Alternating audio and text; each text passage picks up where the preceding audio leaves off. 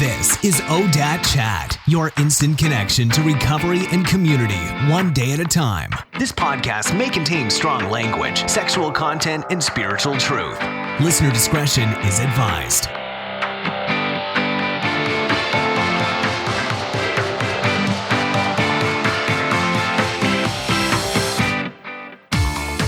Hi friend, welcome to the ODAAT Chat podcast. My name is Arlina and I'll be your host. This is a podcast where my guests and I talk about how to recover from alcoholism and addiction. We tell our stories in hopes that you can relate, feel inspired, and discover tools that can help you achieve long-term recovery. But before we jump in, I have an announcement. I am hosting a free 12-step workshop for women called Sobriety Reset. We will cover the 12 steps in 6 weeks, starting Thursday, December 12th at 7 p.m. Mountain Standard Time via an online meeting. So you might be wondering who this is for. Well, this is for any woman who wants to do the steps. So if you've relapsed or you just feel lost or you want to get into the solution or if you're looking for real transformation, I highly encourage you to sign up now. So here's how it'll work. We will use the worksheets from A Woman's Way through the 12 steps. We will meet online once a week using a Zoom link. We will review the answers for steps 1 and 2 during the first meeting, so you have to come already prepared. You will also meet with your stepsister, aka accountability partner, once a week so you can share all your answers and listen to your partner share hers. If you're ready for some positive change, go to sobrietyreset.com, enter your email address, and just follow the simple instructions from there. So that's it. So today, my guest is the super fabulous Linda Parmer. Linda specializes in financial recovery and helping women in recovery to heal their money thoughts and behaviors. Her life in addiction led her to a life of financial chaos. So with her recovery, she has learned that alcohol and drugs were just a symptom of negative patterns and behaviors. This is the same for money. So a few years into her recovery, she was ready to look at all these patterns and behaviors, which led her to become a certified money coach. Linda has worked in the financial industry for 20 years and has made a career from helping people with their finances. Linda's going to tell her story, but also provide us with a little mini money workshop in the second half of today's episode that will set you on the path to finding recovery around money. With that, please enjoy this episode with Linda. Good morning, Linda. Thank you for joining me on the ODAAT Chat podcast. Absolutely. Thank you so much for having me. So happy to have you on because so many of us suffer with money issues and you're a money expert. So yes. A money recovery expert. So we'll absolutely get into that. We're going to talk about the roadmap to financial recovery. It's a program that you have. The second half of this call will be focused on a little bit of a workshop, which I love me a workshop, let me tell you. We're going to talk about the 6 steps to having a healthy relationship with money. Yeah. I need a healthy relationship with money. Everybody does. Right.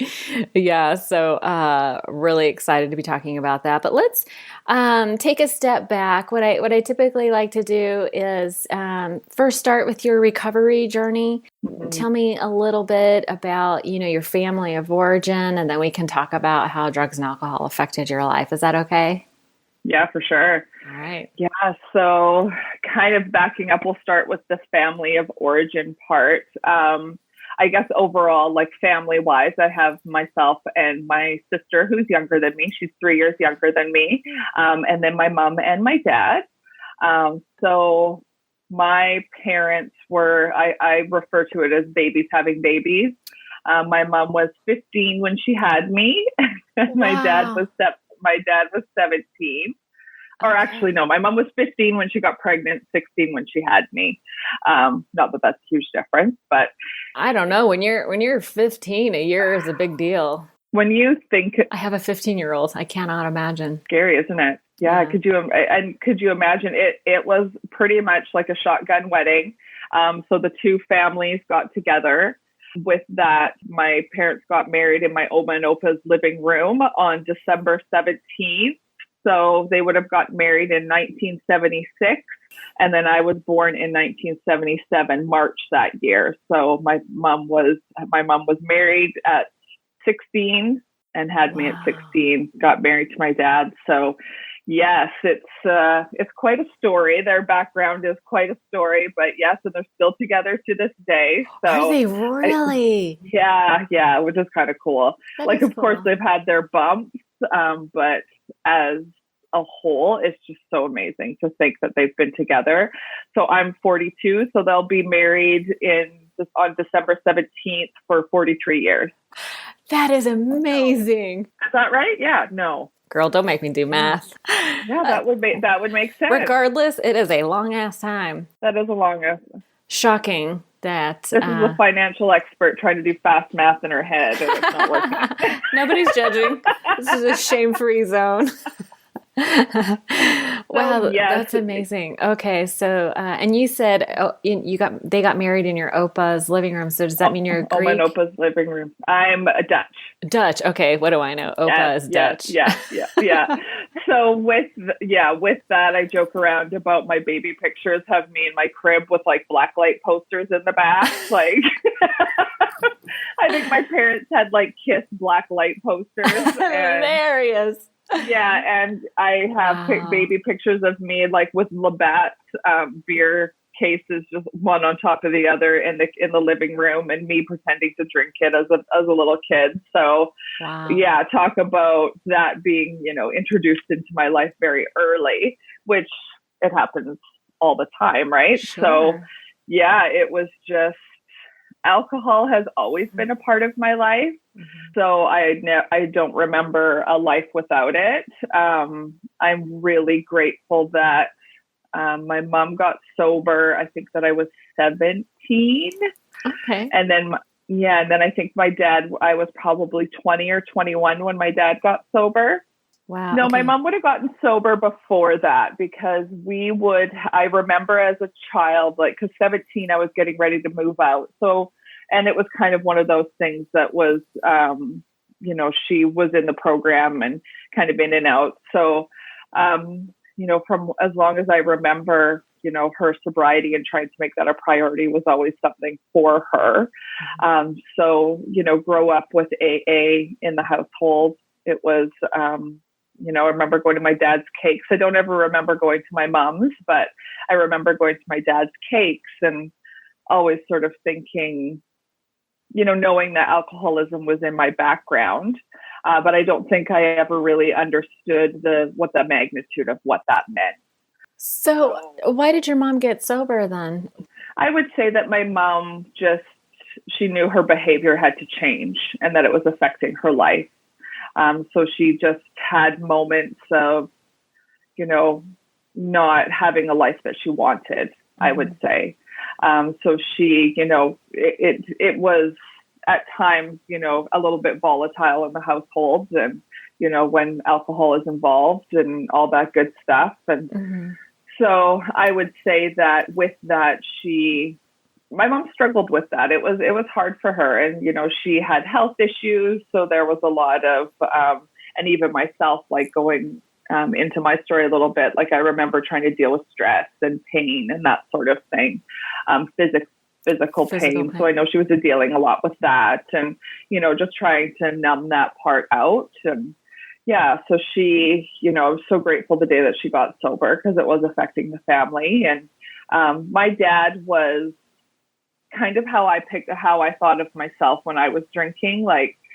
It was a daily habit for him, but he was very, I don't ever remember, in the later years, my dad ever, being mean or, alcohol really being a negative effect, other than my mom was sober, made her very uncomfortable that my dad was still drinking. He was a logger. So I'm on Vancouver Island in Canada. So my dad felled trees for a living. He's a lumberjack. He was a lumberjack, literally. Legit. Yes. So that's a very manly profession. And I would imagine those guys drink a lot. And that's the thing, like he was drinking quite a bit coming home from work. There was drinking, like they would call his bus, like they would come home, it's called a crummy. I have no idea why, but like on the crummy every day they would be drinking on the way home from work. And, you know, yeah, it was just the lifestyle that they lived. Yeah. Thank God my dad did get sober.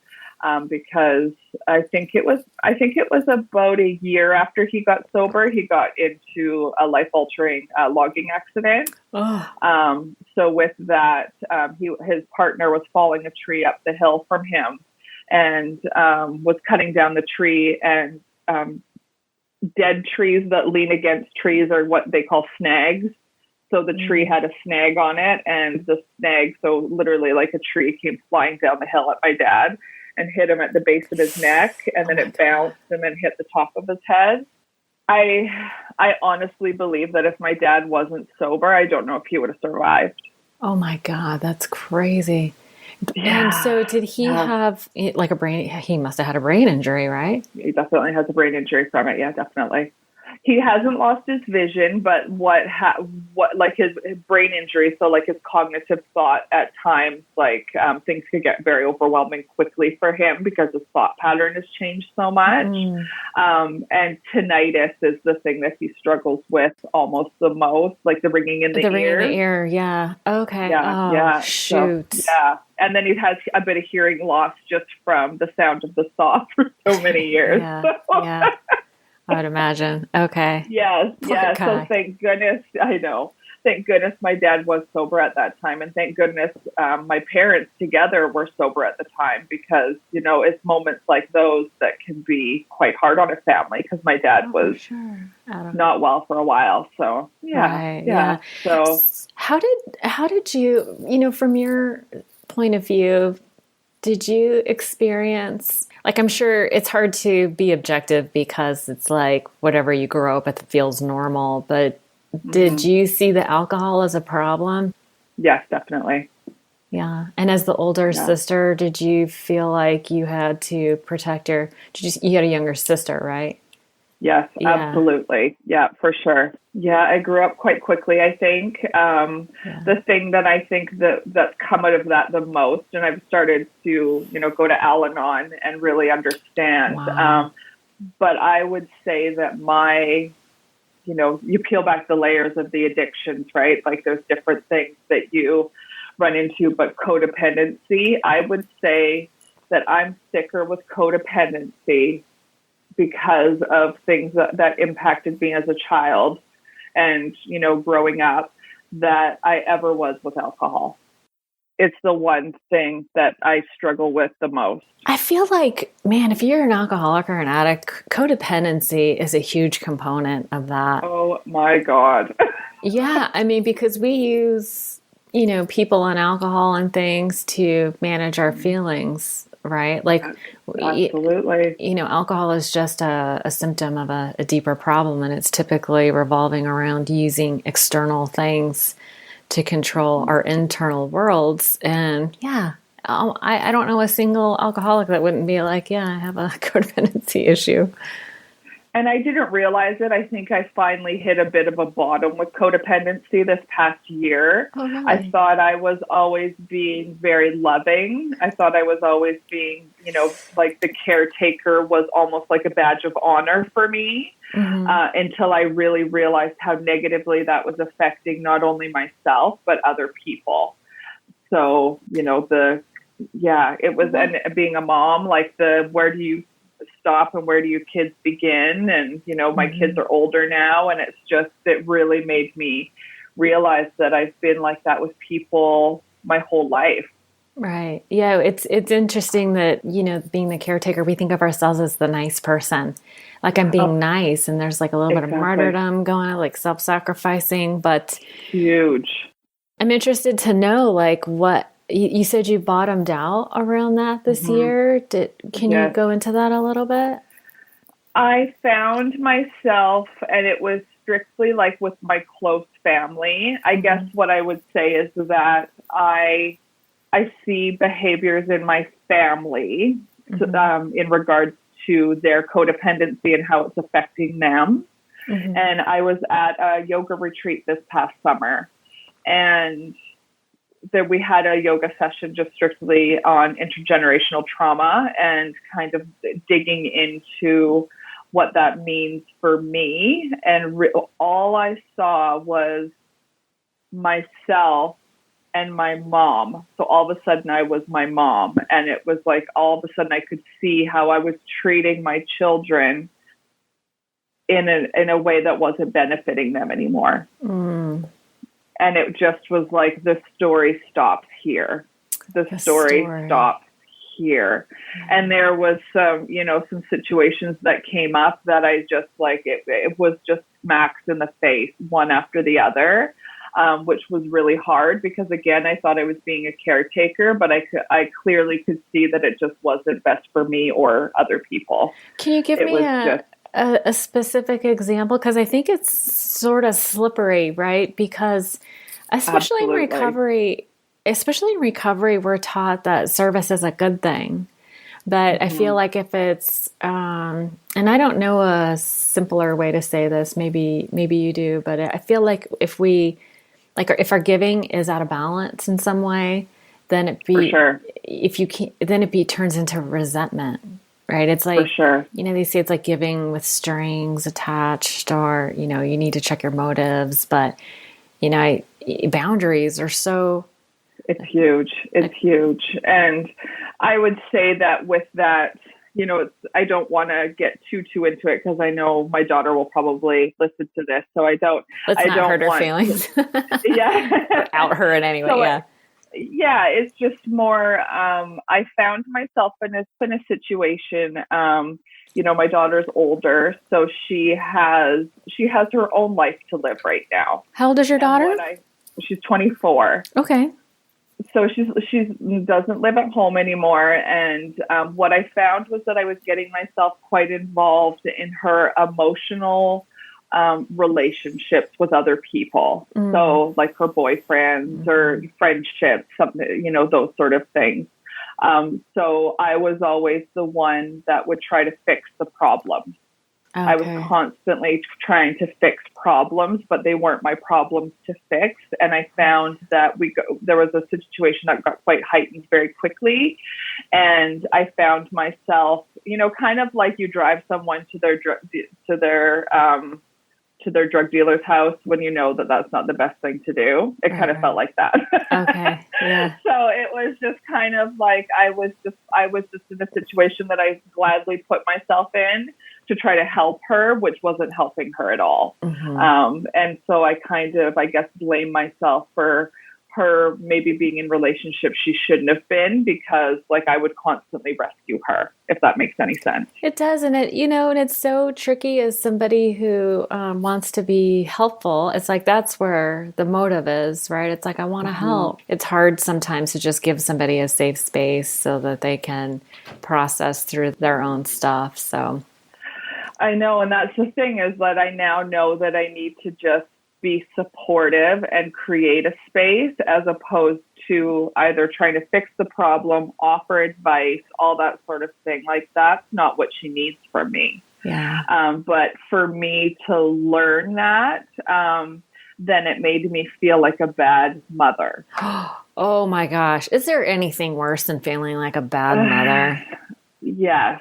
There is. So well, no, and I think like, yes, oh my God. That's terrible. Think, it was one of the hardest feelings I've ever had. Yeah. And I will continue to battle this, because I just can't seem, that's where I feel so bottomed out, is because I find it really confusing. Yes. I find it really like I don't know which way to turn sometimes. I don't know what's the right way to be, because I'm so used to being that way. Right, exactly.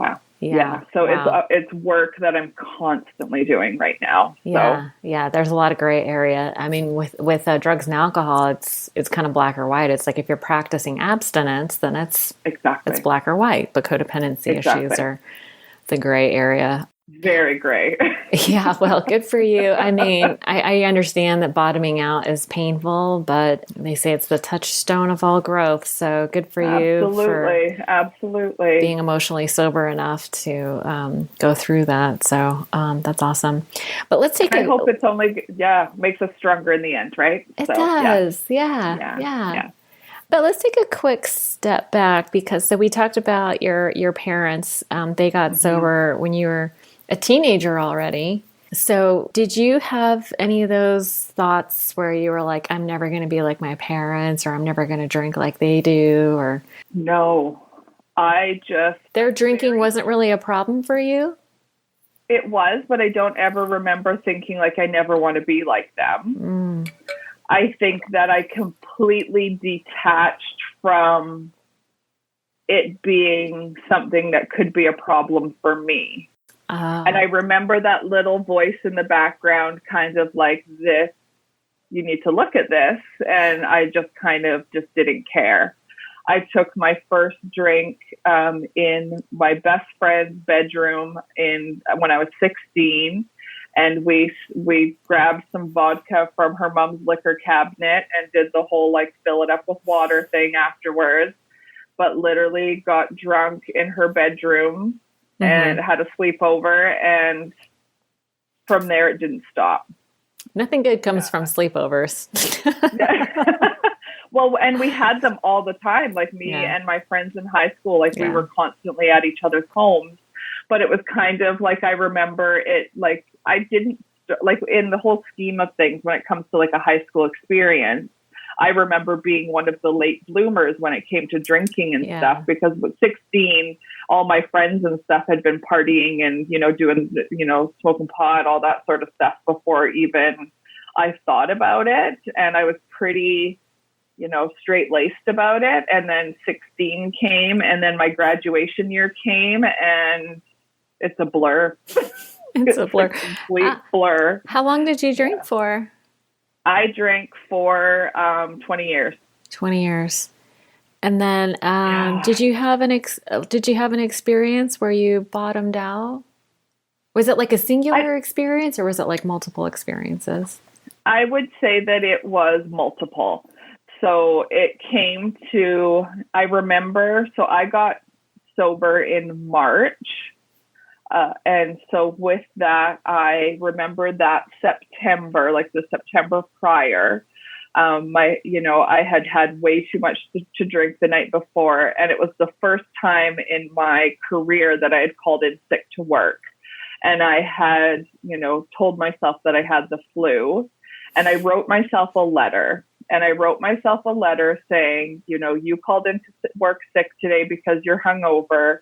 You really need to look at this behavior. If this behavior continues, you're really going to have to go and get some help. You need to, I want you to be, someone in your life, the kids' lives that they look up to, I don't want to have. So I guess in a way, like I remember like some negative experiences as a kid, and I didn't want that for my kids. So I just, you got to get help. But I won a trip through work in November of that year. I did Dominican Republic, and then I took my family to Cuba. And so it was like, well, God forbid I quit drinking during those times, right? And, did those 2 big trips and, drank quite heavily, and then came home. And I would say probably about 3 weeks later is when I got sober, because I was done. I was done. When you're done, you're done. Yeah. I was done. Yeah. Yeah. And it seems like the outward circumstances are different for everyone, but the feelings always seem to be the same, right? Feelings of hopelessness, like can't quit. Like, did you have like the can't quit, like you wanted to quit and had trouble quitting? And yeah. Hence why it was from September when I really identified that I needed to get help to March when I finally quit. And it was a little bit of, I couldn't quit drinking, and that I didn't want to quit drinking because I had these quote unquote trips coming up. God forbid you do anything like that sober. It scared the crap out of me to even think about that. Isn't that amazing? Which is sad. It's so sad. Well, it's so funny because that's just a reflection of the insanity, right? Because when you think about what alcohol does to you, it diminishes your capacity to be rational. And I mean, being in a foreign country, it's like you kind of want to have your wits about you, but that's not what we think. We think, oh, if I stop drinking, I'm going to reduce the amount of fun I have. Absolutely. And when I heard you say, like, you didn't think you could have fun, like, and that was my fear. That was my fear to quit drinking, is that I wasn't going to have any more fun. And what I can say is I have a hell of a lot more fun sober than I ever did when I was drinking. Amen, sister. Oh my gosh. Oh my God. I can't, when I think about that, it's like, what? Like, and I know it's part of that thinking, right? It's just like, it's that fear. Yeah. So much fear attached to that part. So, yeah. And I mean, we could do probably a whole other podcast on having fun in recovery. A lot of people when they first get sober are bored, but it just takes a minute to shift gears and to realize all the things that you can do now that you're sober. So absolutely. That's a big deal. And actually that might be I don't know if that's a good transition point, because I didn't ask you how you got sober. You followed your parents' footsteps into a 12-step program? Into AA. Yeah, okay. Yeah. And I remember it being the scariest thing I ever did, but then the best thing I ever did. Yeah. And I jumped right into a step study. Like, I think I was at a meeting, and 2 meetings later, I was in a step study and really just jumped into it. When I quit, as much as I didn't want to, I was ready.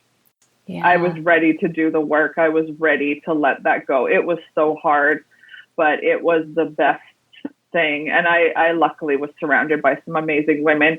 And when I think about it, when I first entered the rooms, it was a women's meeting. It was all older women. There was I think the youngest person was maybe 50.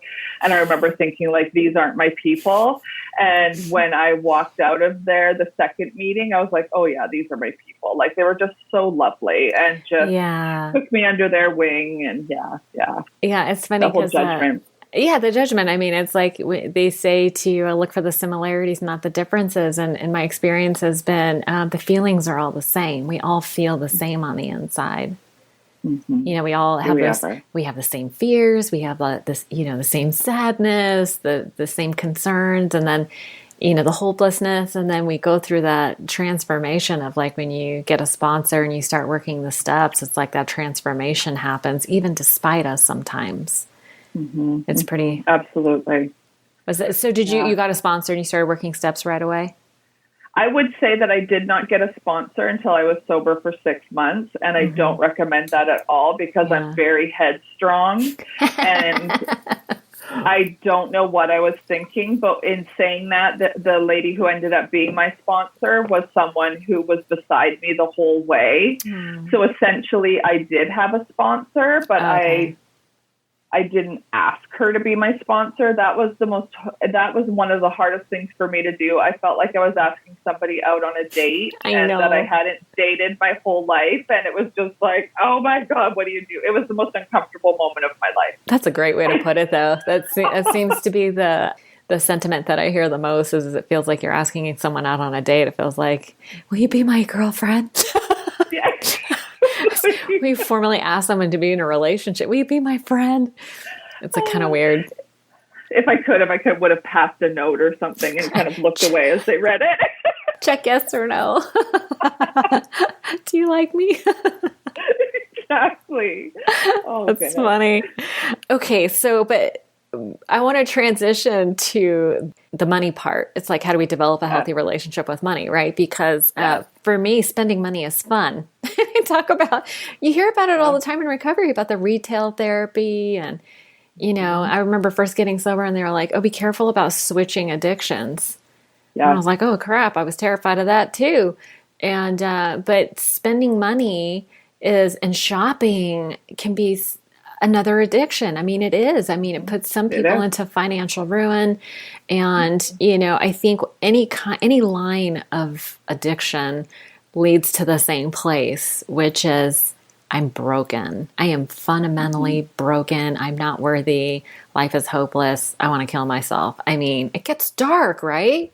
It does. It really does. And yes, and I feel that heaviness, because I've worked in I worked in the financial industry for 20 years, and I dealt with many estates when people just were, destitute and at the bottom when it comes to money, and took their own lives in regards to that. So I've seen that, and I've seen what it leaves, and it's heartbreaking. So it does absolutely get to that. And to your point about the addiction part, is that spending money, you actually get a dopamine hit. Yeah, I know.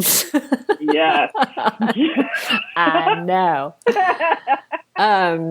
Yeah. So, I mean, and money is a funny thing. And so maybe I don't know how you want to approach this. So we talked about the 6 steps to having a healthy relationship to money. Should we just go through the 6 steps, or is there sort of like a premise that you want to discuss first, or? I think what's really the most important part for me as well is, of course, the roadmap to financial recovery. The workshop is really important. But what I like to really introduce myself in the beginning when I start talking about money is to share my story, because my story is so powerful when it comes to money. So I'll keep it short in that way. But when it comes to it, money has always been something that's been quite traumatic in my life. So in saying that, I started, 18 years old, already having the creditors after me for those. Like, remember Columbia House when you used to order? Oh my gosh, the records. Yeah. Yeah. So I for sure started like my adult life with like collections, like all that stuff for those things. Like I started like impulse buying very early. I started working at 12 years old, and I made my own money, and money just slipped through my hands as fast as I got it. It was like, I was the best dressed. I looked the best. I drank the best. So bringing that into my adult life with my addictions, I drank the best. I did all of the best things with money. And fast forward to just before I was in recovery, money really started to be like, I had incurred a ton of debt, and then entered a marriage, and then, life happens and debt just keeps snowballing. I got sober, and then it got worse. So what it got worse with was I was no longer drinking. So what I was doing was starting to numb out with spending money and stuff. So I was constantly, if I was feeling sad, having a bad day, I'm not drinking, so I'm going to go shopping. I have an incident where I blacked out in what we call Winners here in Canada. I think you guys have it as TJ Maxx. So I went in there. I was having a horrible day at work, went in there, don't remember being in there, don't remember what I bought, but I came home and had bags in my hands walking in the door. My husband's like, "Oh, what'd you get at Winners?" And I had a ton of stuff, and I spent like $700. Wow. And it was a blackout, nope. Like a drunk blackout? Absolutely. Whoa. Yeah. And I have talked to many clients since then, because when I tell people this story, they're like, "Yeah, you weren't under the influence." I was like, absolutely not. I was completely detached from my body and unconscious in regards to anything that I was doing. And you had the trigger was something bad happened at work? Yeah, I had a bad day at work. Was it like hated my job. My job. Yeah. Oh, yeah. Yeah, I know that one. Was it like a shame-based experience, or was it humiliation, or? It was just anger, and I needed an outlet. Yeah. Blind rage. I was angry, and I was going to go make myself feel better. And I knew my drug of choice, and off I went. Wow. Thank goodness. Like when I got home, it was kind of like, oh my God, like I bought so much stuff. And that's all I can say it was. And anyway, so that was really the start of my realization of what was going wrong.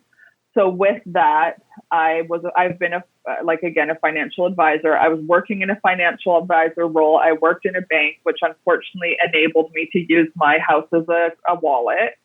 So I was refinancing. I was 2 years sober, and I was, sitting with my mentor, and she was like, you hate your job. Like, you should be a money coach. And I was like, oh, well, kind of a fraud. Like, I feel enough of a fraud as a financial advisor. Like, I kind of have a financial mess up. And one of my girlfriends said to me, sometimes you need to learn what you need to teach. Yeah. And I was like, yeah, okay. So I started looking into that.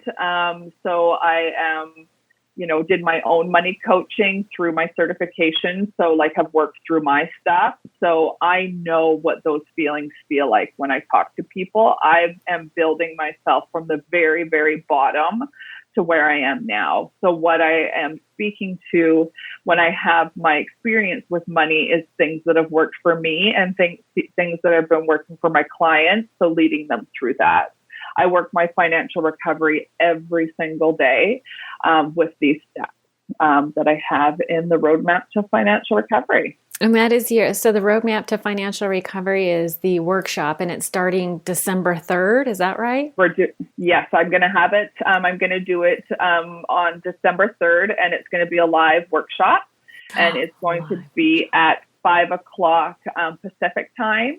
And then 8:00 Eastern Standard Time, and all the other applicable ones from there. Yeah. So yes, I'm going to go through, I have 6 steps. So I'm going to go through those 6 steps on how to start healing your relationship with money and having a healthy relationship with money. Yeah. Because I can't say, one of the first things I learned about money is that nobody has been taught about it.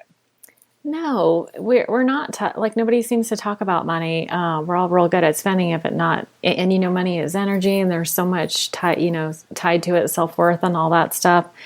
Exactly. So we're going to go through these 6 steps, and I think you have a PDF worksheet. I do. Yes. Yeah. Okay. So we'll just go over the 6 steps, and then if you want the worksheet, just visit ODAATchat.com. Look for. I'll leave a link to it in the show notes under your episode, so that people can go and download it. But we'll go over them now, and then they can go to the website and download it later. But perfect. Let's get into it. I'm going to take notes. Absolutely. Okay. Yes. So step 1. So the 6 steps in general. So the roadmap is first step is belief.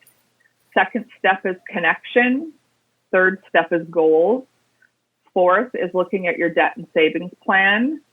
5 is your spending plan. And then the maintenance of all of that. So the first step is belief. So again, why we want to look at beliefs is that we have never been taught about money. So what we really need to do is stop and connect with ourselves and really understand why we believe what we do with money. Because I think that's a really important part. We really need a foundation to start to build upon. Because some of our, money is evil. I can never make enough money. Like how you said, I have to work really hard for money. I always have a ton of jobs going on. Why do you believe that? Where did this come from? So we talk about, family of origin and all of that stuff when it comes to addiction. And then this is also something that plays into money as well, is what happened to your parents with money? What happened to their parents with money? Because with that starts to really paint a picture of how that's affected your life. Because unfortunately, nobody's been taught about money. So everybody's kind of winging it and doing their thing. And so, everyone's been doing the best they can. So that's what I really like to make sure that everybody knows, because, you have been brought up a certain way with money, and that's literally the neural pathways in your brain.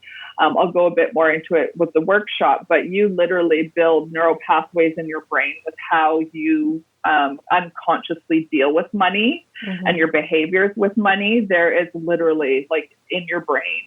So what we need to do is I refer to it as a highway. You're driving down the same highway every day. We have to start to turn off that highway and build a new highway, because it's literally going to take those habits to start to change. So you start with a process of first identifying beliefs.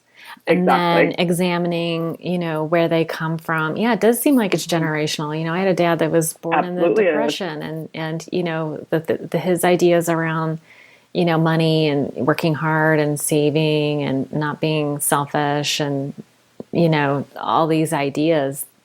It's weird how subtle it just gets infused into your thinking. So no, that makes a lot of sense. So, and then in the belief section, is there a process to change the beliefs? Absolutely. So what I really like to focus on is, with things like we want to first look in the back rear view mirror to kind of see and understand where that came from. And then we want to start driving forward. So we want to look at beliefs and habits and behaviors that we have with money that we want to change. And then what are the action steps that we're going to do to change that? So really having that conscious connection to money. A conscious connection. Okay, that makes a lot of sense. Because my favorite statistic is that 90% of decisions that you make about money are unconscious. 90%. 90%. They're your neural pathways. They're built into your brain. It's what you know. It's what you do. It's just how it happens. And then 10% are conscious. So 10% you're actually thinking about what you're doing. Wow, that's kind of intense. It's very intense. Hence my blackout in winters. Right. Exactly. Okay, very good.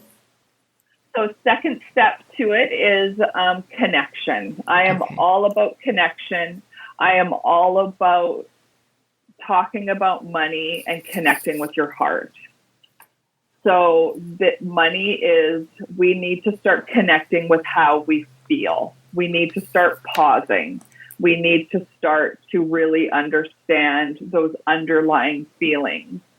Because with money, we're reaching outside of ourselves for something to feel different, to look different, to be different. Yeah. So how would it be if we started to really connect with ourselves and understand what that is? Okay. So what are those? And the most important thing during that is pausing. Just having that pause. And then, I know a lot of things that happen for me when I talk about connecting with money is what helped people stop drinking. Okay. What was that piece that really helped you stop something that you never thought was going to be possible? Right. How can we turn that? Because most of us, and I believe this to be true, that most of us start to really connect with ourselves, start to really love ourselves. And then, so how do we make that work with our relationship with money? Okay. I'm just curious, what is sort of like the logistical process of pausing? Like, is this like a morning habit, or is this like maybe in the workshop? Like when do you pause? All the time. So, and that makes it sound like it's going to be a super make work project. But say, for example, like you go into, and this happens a lot, you go into a store, you go into the grocery store and you need to grab milk and eggs. Mm-hmm. And then, so all of a sudden, that new almond butter catches your eye, or, there's now this new kind of yogurt out, that sort of thing. That's where we can get really caught up in spending money. Now, that's a very day-to-day thing. It happens to people all the time. You hear people all the time at the cash register. I came in here for one thing, and they have a cart full of stuff. Yeah. Yeah. It's like, okay, do I really need that almond butter, or is it just because I want it? Well, do I really need it? Pause. Okay.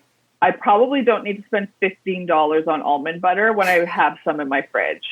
Right. Those sort of things. Or like, for me, like that store that I went into that I blacked out in has only happened once, but that's a very triggering store for me. I don't go into that store very often because I know, so I pause. It's kind of like, I could go to Winners and get this, but maybe I can go here because I'm not as triggered in that store. Okay. I'm just very aware. Okay. It's being aware and thinking about your process as opposed to just going in there, not even thinking about it, putting stuff in your cart. Next thing you know, it's like $100 instead of $15 at the grocery store. Exactly. Yeah, you hear that all the time. People go to Target all the time, and then they leave and they go, "Oh, I didn't even buy the thing I went there for." Yeah, because people are unconscious. They're in that 90%, just going through their day-to-day mode and not even thinking about it. Okay, so that's like, okay, frequent pausing. Okay. And when you talk about the morning practice, my morning practice, and something that I've been doing in my Facebook group a lot is cultivating gratitude with money. So that's that consciousness, right? We're connecting with our heart, and we're starting to change our mindset and our thought pattern of what the role that money plays in our lives. Oh, I'm grateful I can make my car payment. I'm grateful that I can take my daughter to see the new Frozen movie. Mm-hmm. I'm grateful that I can do this, and not go into debt over that. And really kind of a lot of people are focused on what they can't do with money. Let's focus on what we can do with money. Oh, focus on what you can do. What's interesting is my mom is probably she's the best I know with money. And I used to hear her, and I used to think she was crazy. She would say, "Oh, I'm so grateful I can pay my bills." She would always tell me, "Oh, I just paid my bills. I am so grateful I can pay my bills." And I was like, "Pay your bills? Boring." It's like, but it's interesting because what she was doing is she was practicing gratitude of abundance. I love that. Yeah, right. And she's so good with money. I want to be like her when I grow up. This is how. I love it when I grow up. I know, I'm 51. A late bloomer. Awesome. Okay. I'm sorry. I keep derailing you. We have four more things to go. So the next one is goals. Yeah, we talk about goals. So money needs you to be clear on what you want to do with it. We can't just say, "Oh, I want to pay off debt." Okay, well, how much debt do you want to pay off? A lot of people have no idea about that number. I'm going to talk about that in the next step. Okay. But think about, again, connect with your heart. What would feel good with money? Do you want to, I have many clients that are kind of like, I just want to adult with money. I want to start saving for my retirement. I want to put money in savings. I don't want to continually spend what's in my savings account. I want to actually feel responsible. So, it could be saving money for a new home. You could want to go on a vacation, all that sort of thing. Really start to pin down what you want to do with money, because the overall goal is to start to live your hopes and dreams with money. That mindset and that manifestation is going to start to result in you being successful. What do you want to do with that? Yes. So this starts the seed of what can money do for you. Right. And so it's really not about money. It's about what you want to do, what it represents, what you can do with it. And exactly. It sounds a lot like you're talking about being clear on intentions. Exactly. That's exactly right. What is your intention? What are your financial goals? Yeah. Did you ever read... I'm sorry to interrupt you. Did you ever read Gary Zukav's Seed of the Soul? Seed of the Soul, yes. So good. Yes, it's all about intention, cultivating intention. And that's what this sounds like. That just really rings true and powerful to me. And how amazing would it feel to finally have a time that you would be able to change that mindset again and say what money can do for you instead of what it can't. Because we're so focused on what money can't do for us. Oh, I can't afford that. Oh, I'll never be able to go on a trip. Oh, I'll never be able to do with that. And I'm like, well, no, heck no, you won't be able to do that because that's what you think. Right. And they're like, now. I know. If you think you can't do it, you're not going to do it. Right. So what about thinking about what you can do? Let's start building a plan. Let's start manifesting the crap out of this and getting some good stuff out of it. How amazing would that feel? Yeah. So be clear, have clarity. So in the workshop, we're going to start to break down as well, kind of like that. I want to go on vacation. Okay. Well, when do you want to go on vacation? Mm-hmm. I want to go to vacation in 2 years. How much is it going to cost? How long do you have to save for that? How much do you have to save every paycheck? Really getting specific, breaking it down. Getting specific. Love it. Yeah, getting specific. All right. Step 4, we look at a debt and savings plan. So, I think it's 83% of the world is in debt of some sort. So I don't necessarily have a ton of people that aren't in any debt. But there is some, there is some that don't have any debt, but most people that, are signing up for a financial recovery workshop have some sort of debt that is one of those things that's hanging over your head. So with that, it's kind of like the goals that you set out. How much debt do you have? I ask so many people that, and they have no idea. There's no connection. So we go back to that connection piece. Okay. Pull your statement. Have a look. I call it the ostrich sticking their head in the sand. They've got their head so far down in the sand that they don't want to start to look at what's actually happening. Yeah. If they don't look, it's not happening. We need to look and come to an acceptance of what's happening, because the more we resist it and start to make a plan out of it, the farther back we get. Yeah, absolutely. So, do you consider like a home mortgage? Like, is that, because when I think of debt, I think of like credit card debt as being bad. Yeah. So I avoid that like the plague, but I still have a mortgage and a car payment. When it comes to your debt and savings plan, because like overall that starts to become, you have your amortization of how long you're going to have your mortgage paid off in. So we do include that. But when it comes to it, like when I'm talking about a plan, I'm talking about credit card debt, lines of credit, that sort of thing. Okay. Yeah. So there's so many people that have credit card debt that have no idea how much it is in credit cards.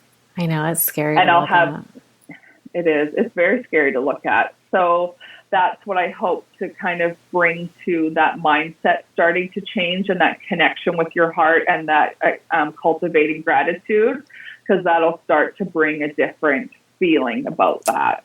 So it's all about that feeling you have with money. Yeah. And I think I love the idea of a workshop, because you're able to look at it with support. Yes. Yes. And like an exactly.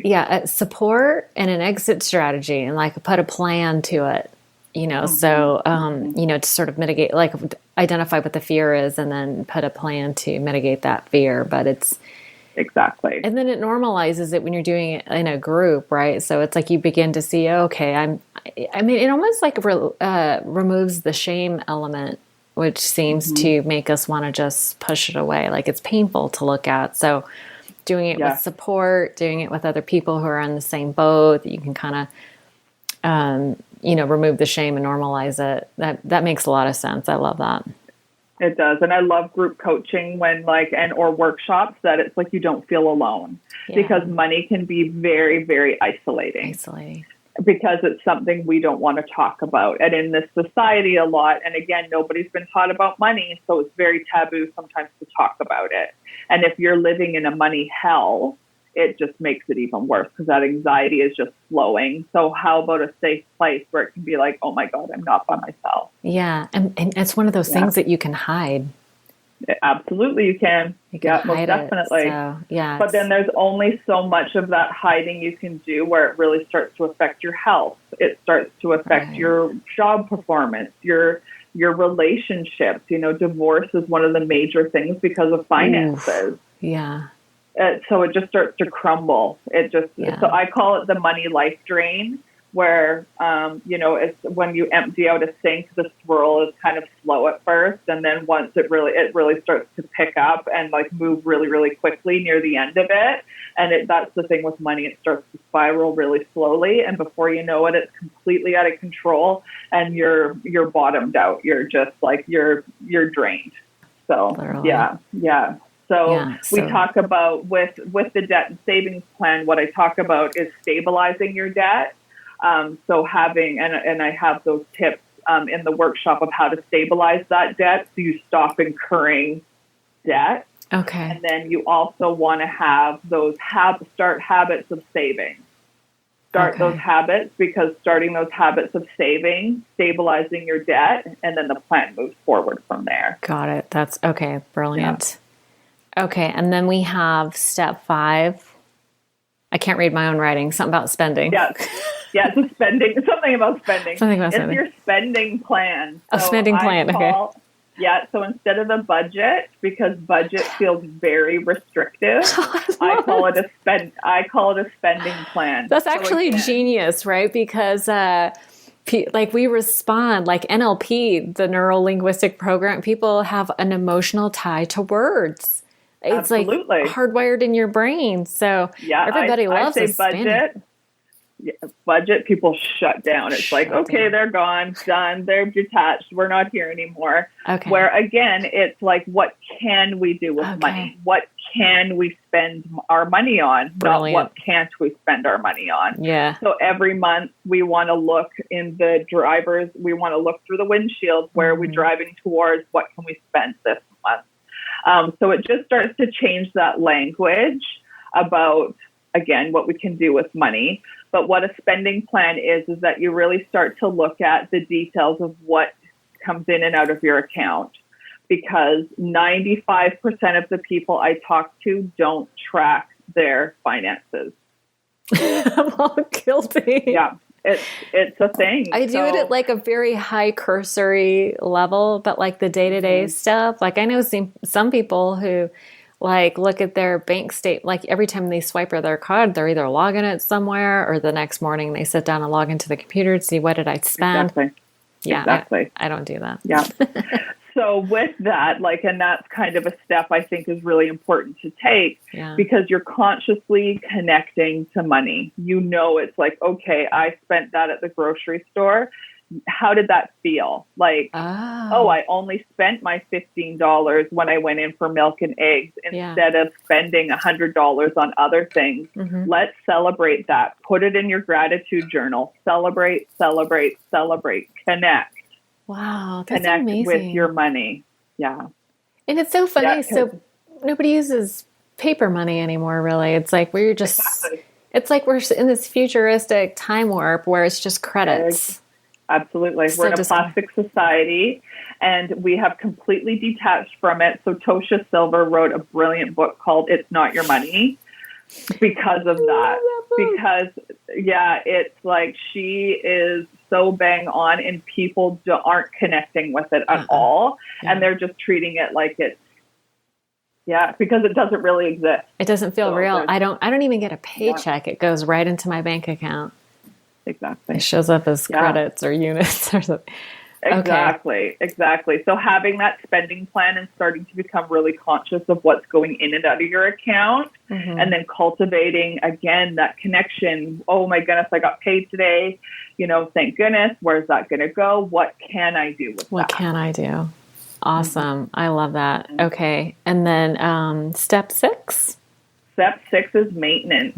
So like our recovery, we are wanting to, have some sort of plan in place if something goes sideways. So of course, when we're new to recovery, I don't know a lot of people that would, walk into a bar and just plan to sit there the whole night. And, it's just, one of those things you just don't want to put yourself in that situation.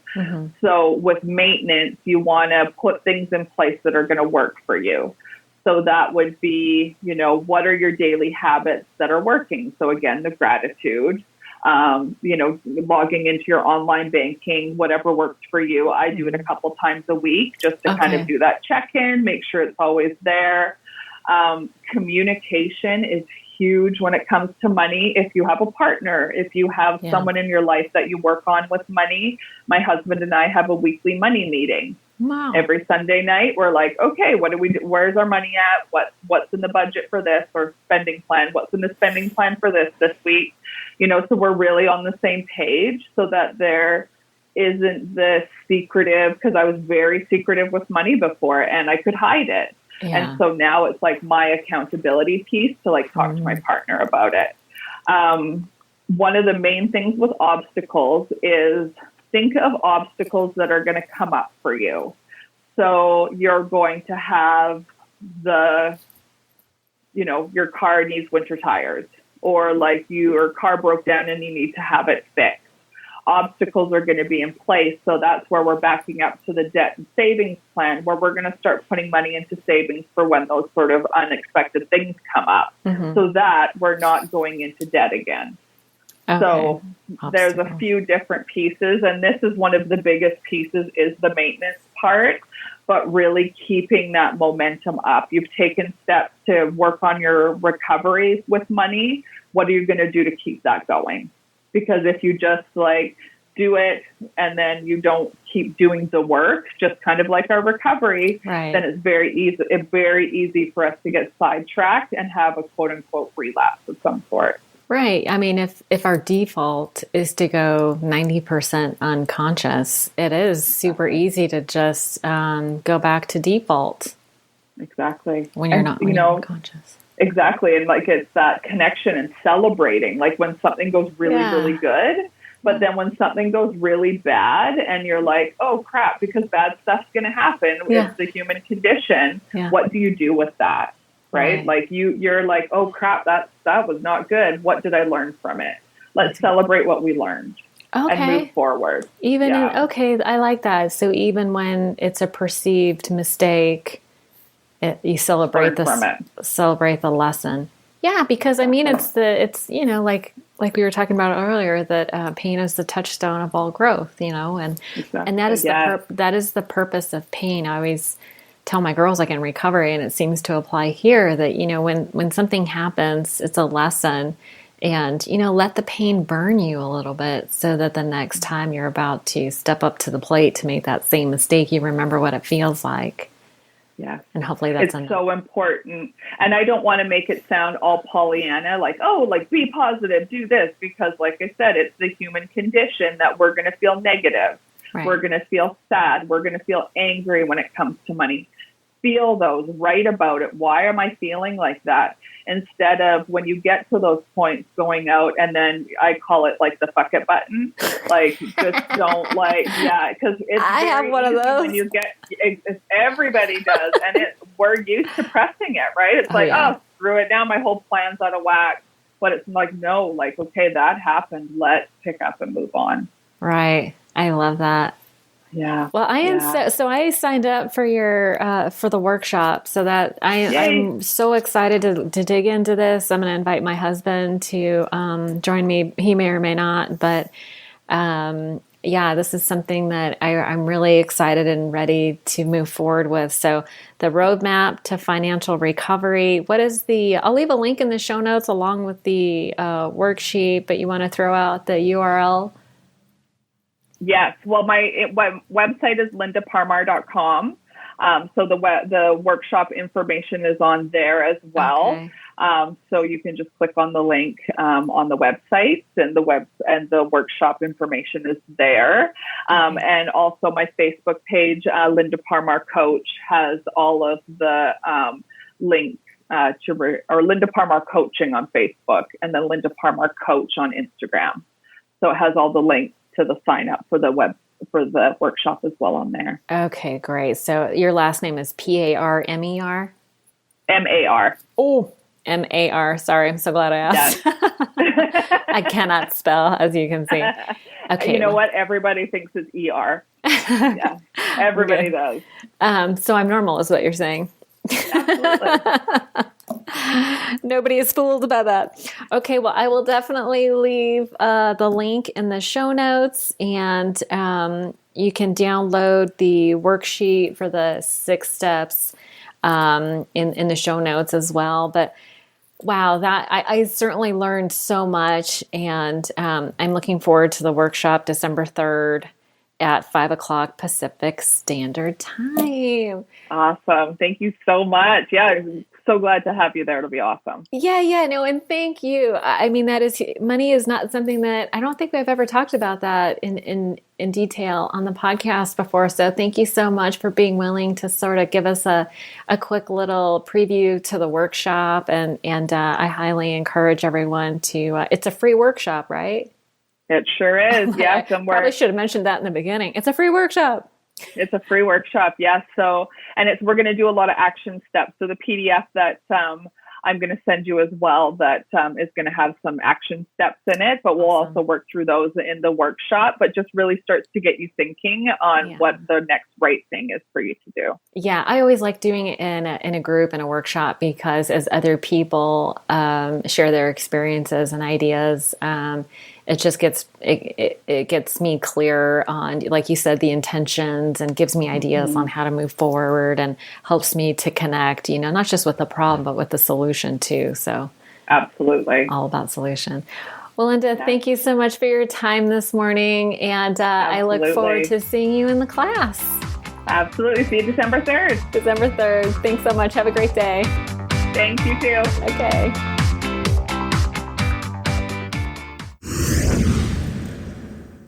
One last thing before you go, if you enjoyed the podcast today, please don't forget to subscribe on iTunes or Stitcher and leave a review. And if you'd like to make a donation to the podcast and help me keep the lights on, you can do so by visiting ODAATchat.com. There's a donation button or membership button on the right-hand side. Have a great day. Thank you so much for joining us.